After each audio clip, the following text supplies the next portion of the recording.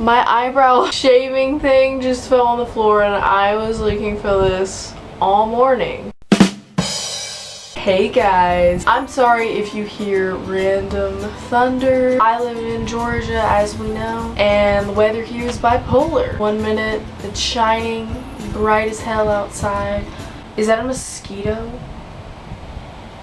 Oh fuck no. Okay, come here, I'm about to kill you.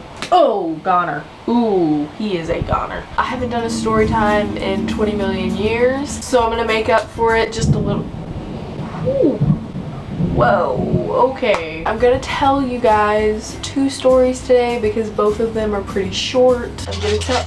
My dog is freaking out. Hold on. Hi, yo, baby. He's gonna just sit next to me. He doesn't want to sit in my lap. Alright, the first story is gonna be how the song "You're Not Alone" was pretty much ruined for me. Of course, I still love this song because, I mean, it's a bop. It's a beautiful ass song. I mean, if you want to get emo, just listen to that song once and you will cry your eyes out. You know, I did a cover of it just a couple of weeks ago, but this song will always just be completely changed after this experience that I had. Oh my goodness. So I'm not gonna give a whole lot of details on the story because I want to keep it pretty anonymous because it is a very personal situation that I witnessed. I don't want anyone that was in this story to get triggered at me because I know these people very well, and holy cow.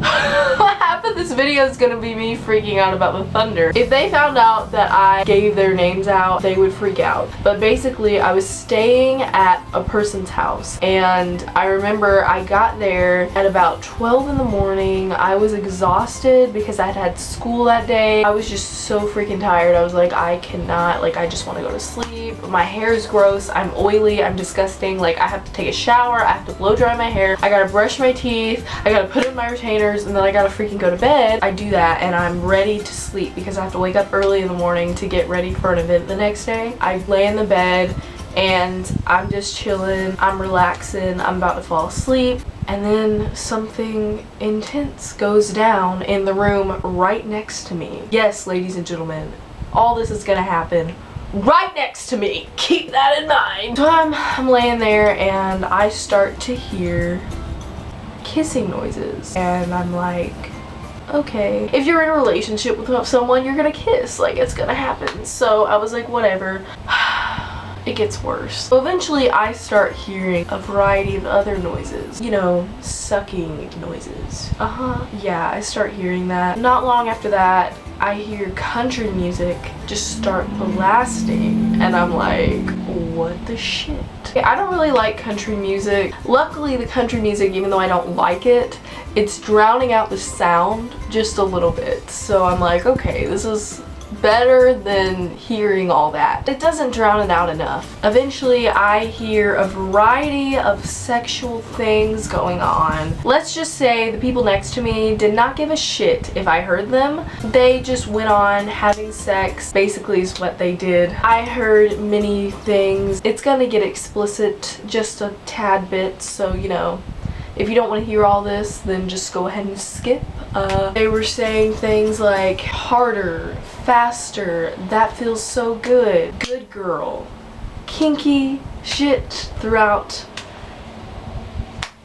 the night. Just really uncomfortable for me because I knew these people personally. Let me just say this, I am not a prude. I'm not gonna sit here and be like, ew, sex, like that's gross. But if I know you personally and you're right next to me, I don't want to hear you having sex. Jeez. It's bad enough to hear someone you don't know having sex right next to you, but the fact that you know these people on a very personal level makes it very uncomfortable the next day and the day after and the day after that. I'm just trying to sleep. I'm like, kill me, because this is the second time this had happened, but this was when I got actually really pissed off because it's the second time. I'm laying there, eventually country music goes off, so it's just silent besides all the noises and the moaning and shit. And all of a sudden, holy cow, it's like it's a real gully washer out there. It's just pouring down rain. It goes silent, and then all of a sudden, you guessed it, you hear "You Are Not Alone." It just starts playing. "You Are Not Alone" starts playing while we're having sex. First of all, Who the fuck listens to that song while having sex? That shit is emo. It's not like, ooh girl, I'm about to dive in. Like, no, that's not what it is. Not some R. Kelly, Chris Brown, Usher lovemaking playlist. It's emo is what it is. I get Michael's voice is beautiful, but like, I would never fuck to You Were Not Alone. First of all, that video reminds me too much of the fact that like, Michael was like butt ass naked and so was Lisa. So no, I'm not having sex to that song because that's already disgusting. Again, these people are close to me, so they know how much I love Michael Jackson. I don't care how dead asleep I am. If you put Michael on, I'm about to wake up and pop my booty to some Michael. I don't care if it's You Were Not Alone. I'm about to wake up and I'm about to, you know, get ratchet, you know. I just scared my dog. Come here, I'm sorry. He's like, what the fuck did you just do? Okay, but I'm about to get ratchet. Like, I don't care if I'm 100% asleep. If I hear some Michael, like, you know I'm about to wake up. Oh my god! I'm so sorry. Okay, we're gonna continue with the story. Okay. He's going through a lot of stress right now. Like, 4th of July just ended and all these fireworks went off and now he's stressing even more. Okay. I posted on my Snapchat that all this had happened and I was like, You Were Not Alone is ruined for me.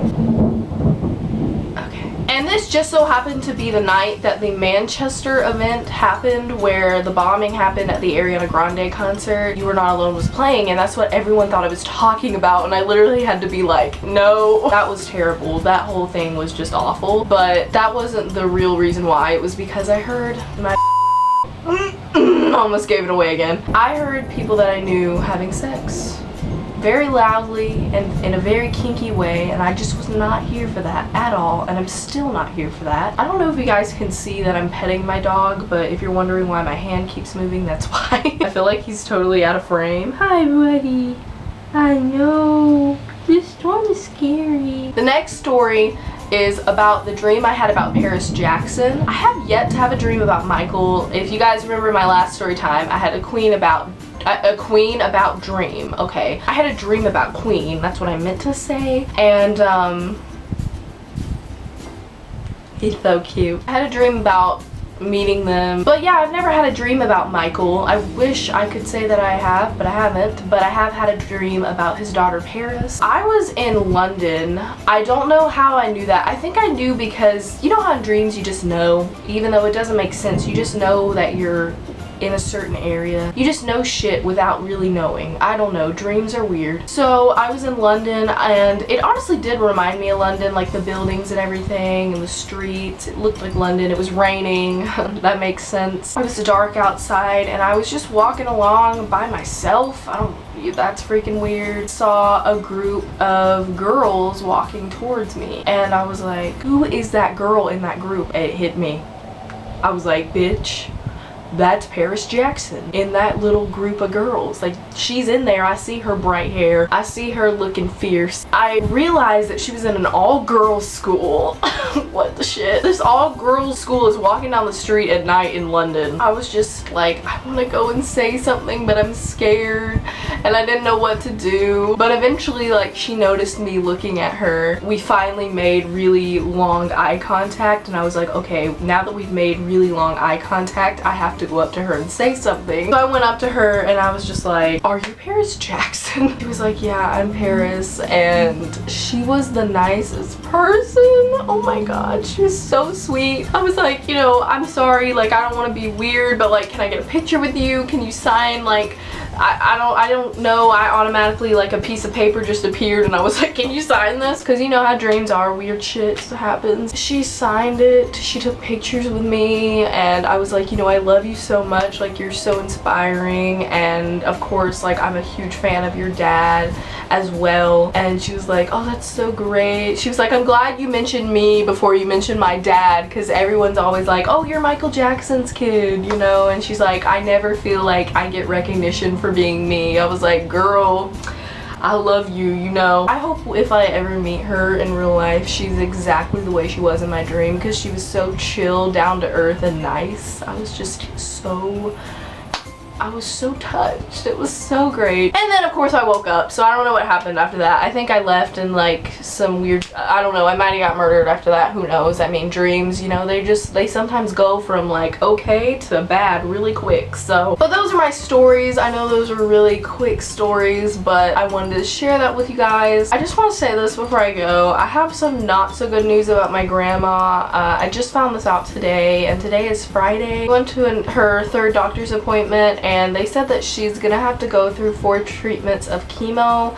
after her surgery for her lung cancer. So it's a treatment each week, so she's gonna be sick, like really sick, for about 4 weeks. She might lose her hair, we're not sure yet, but this is to ensure that the cancer does not come back. She's doing this for the better. I know it's like gonna be tough, but we need her to do this rather than it come back and be worse and be even more difficult to treat. So I just want to say thank you guys for all the prayers, the support. Seriously, I keep telling her that all of my subscribers and all my friends are just saying like, we're praying for you, we love you, you're great, you know, and she really appreciates that. Okay, one more thing. I've seen the movie now twice. I've seen the film now twice. I have one shout out. I'm gonna go with Joe. Joe is the sweetest person. He is obsessed with Michael, obsessed with Freddie, and it's rare for me to find people that like Michael and Freddie. So he's one of the few that I talk to that loves them both a whole bunch, just like me. He's just the best. We have the realest conversations. He always, you know, asks me how my day is. He always comes to me if he ever needs help, and I go to him if I ever need advice, and it's just great. Yeah, we talk on Snapchat a lot. That's how we start talking. But anyway, I love you so much, Joe. Thank you for all the support. I think that's it. I love you guys so much. Bye. You want to say bye? Say bye. He's like, help me. Bye. Bye guys!